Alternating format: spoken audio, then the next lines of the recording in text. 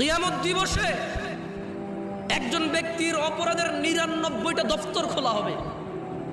আল্লাহ ওই ব্যক্তির সামনে তার অপরাধের ৯৯টা দফতর খুলে বলবে, বান্দা তুমি কি এই অপরাধ করেছো? বান্দা বলবে, আল্লাহ হ্যাঁ, আমি এই অপরাধ করেছি, আমি স্বীকার করছি, আমি অন্যায় করছি। বান্দা লজ্জিত থাকবে আল্লাহর সামনে তার অপরাধ দেখে। সে তার ৯৯টা বই না দফতর, লাইব্রেরিও না, দফতর, বিশাল বড় বড় অপরাধের দফতর। ও আপনি বলছেন জামশেদ ভাই ৬০ বছর জীবনে এত অপরাধ? আরে ভাই, আপনি না ৬০ বছর বাঁচেন, নূহ আলাইহিস সালাম ৯৫০ বছর শুধু দাওয়াত দিয়েছে, তাহলে উনি কত বছর বাঁচছেন, উম্মত কত বছর বাঁচছে? বুঝাইতে পারিনি মনে হয়। আপনি নিজের ১০০ বছর জীবন, শুধু কি বিচার আপনার হবে? নূহ আলাইহিস সালামের উম্মতের হবে না? কি নূহ আলাইহিস সালামের উম্মতের বিচার হবে না? আদম আলাইহিস সালামের উম্মতের বিচার হবে না? মূসা ঈসা আলাইহিস সালাম আজমাইনের উম্মতের বিচার হবে না? তো সব নিজের দিয়ে বিচার করেন। হ্যাঁ, হতে পারে এই ৬০ বছর এই ইন্টারনেট। আচ্ছা, একটা কথা বলি, একটা লোকের ডিশ কেবল ব্যবসা আছে। কি কেবল ব্যবসা?